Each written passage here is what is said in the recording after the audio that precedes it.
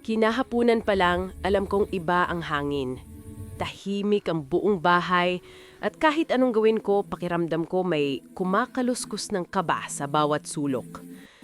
Habang nakaupo ako sa kama, nakatingin lang ako sa bukas na maleta. Ang mga damit, maayos na nakatiklop pero parang may bigat.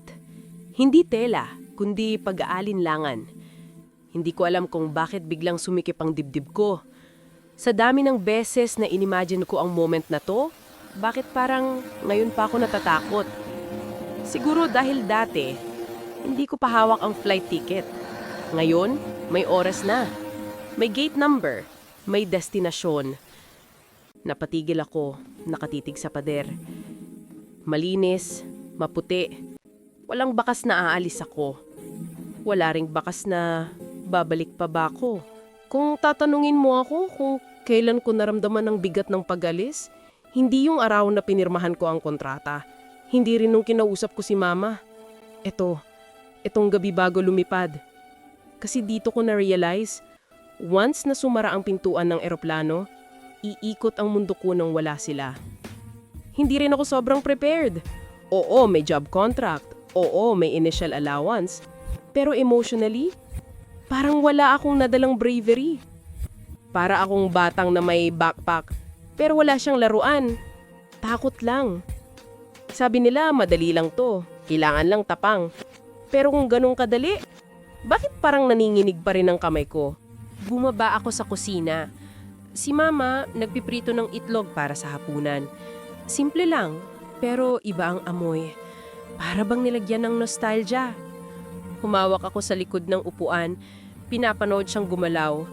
Ang bagal ng oras, pero sabay ang bilis ng mga tibok ng puso ko. Mama, tulungan kita, sabi ko. Umiling siya. Hindi na, umupo ka lang. Tahimik, pero may lambing.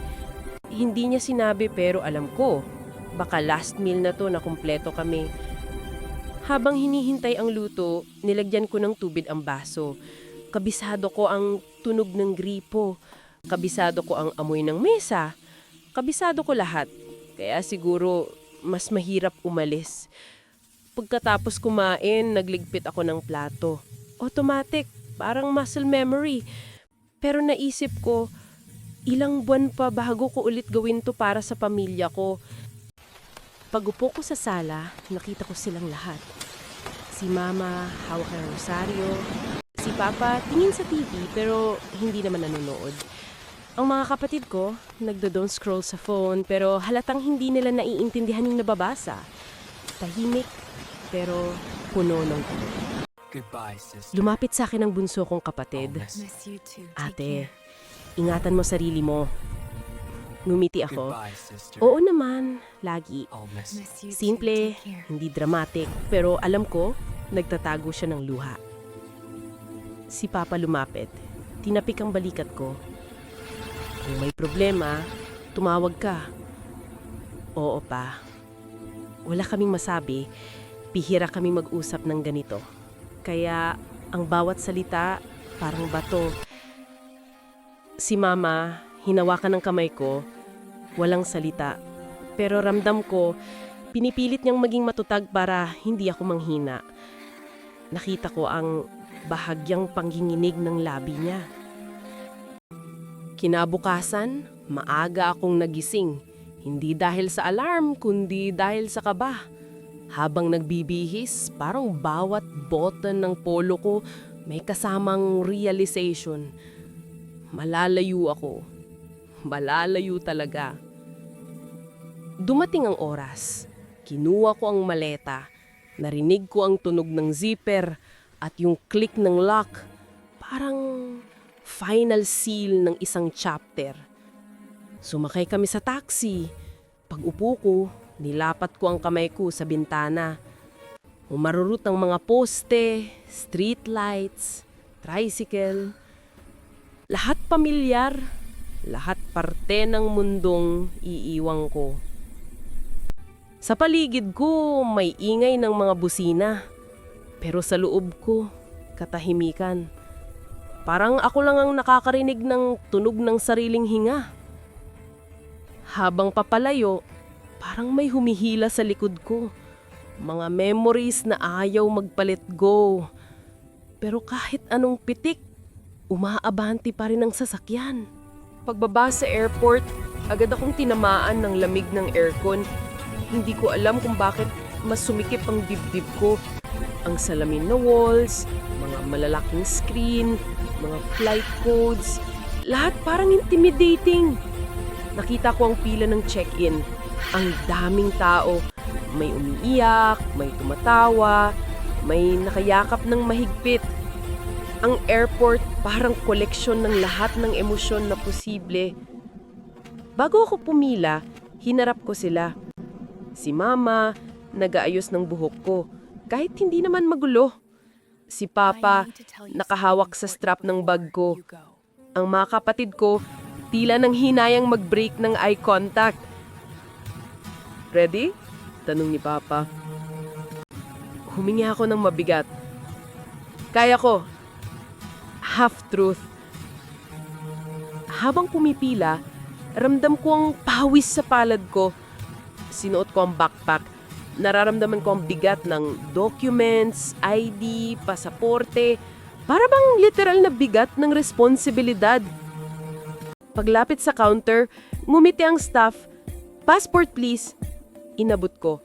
Automatic. Pero sa loob ko, parang may tumalon pababa. She stamped. She smiled. All set. Gates open. Next! Ganun lang. Wala namang fireworks, walang dramatic music. Pero sa puso ko, may gumuhit na malaking linya. Pumasok ako sa security. Tinanggal ang shoes, nilagay ang laptop sa tray. Rinig ang beep ng scanner. Rinig ang mga announcements. Pero parang lumulutang ako. Nakita ko ang gate number. Dahan-dahan akong naglakad. Parang ang bawat hakbang may pinapaalam. Parang may farewell sa sahig. Naalala ko ang kwarto ko. Ang maliit kong desk. Ang lamp na palagi kong minamatay ng late. Lahat ng gabi ng pagod. Lahat ng umaga ng rush. Ang mundong yon, iiwan ko. Pag upo ko malapit sa gate, kinuha ko ang phone. Binasa ko ang group chat. Mga emojis, mga ingat.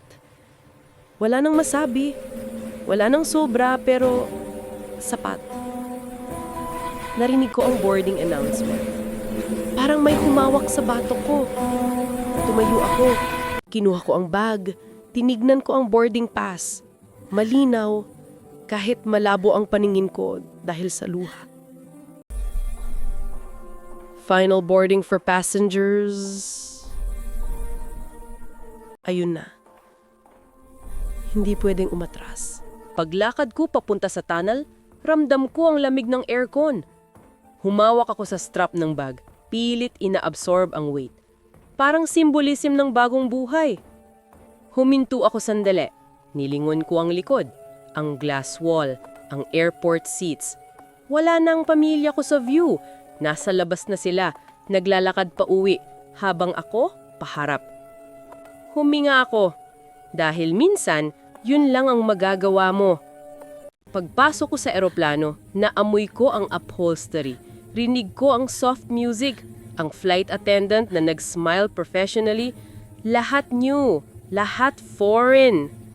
Umupo ako sa window seat, inangat ang shutter, tinignan ang runway lights. Tulog ang langit, gising ang kaba ko. Habang nag-seatbelt, napapikit ako. Ano na to? Bulong ko. Hindi self-talk, more like surrender. Magsalita ang pilot. Ang daming ina-announce, pero isa lang ang tumama. Prepare for departure. Nag-vibrate ang eroplano.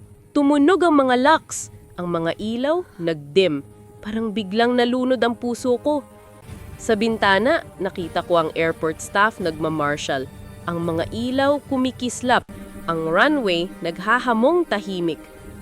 Habang umaandar papunta sa take-off point, biglang tumakbo ang mga alaala. Hapunan, tawanan, tinig ni Mama, tapik ni Papa, ingay ng TV sa sala, kalawang na gate, amoy ng ulam, Init ng hapon. Tumulo ang isang luha. Hindi ko pinahid, hindi ko kinahiya. Sabi ko sa sarili ko, pag-uwi ko, iba na ako. Lumipad ang eroplano. Umangat. Bumaba ang tiyan ko. Humikbi ang puso ko. Paano ko alam na hindi ito panaginip? Kasi habang lumalayo ang lupa, naramdaman kong bumibigat ako at gumagaan sabay. Pag-angat ng eroplano, nakikita ko ang mga ilaw ng siyudad.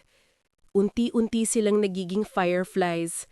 Maliliit, mahirap abutin.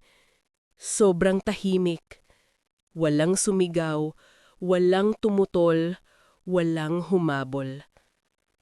Pinikit ko ang mata ko. Hindi dahil sa pagod, pero dahil sa realisasyon.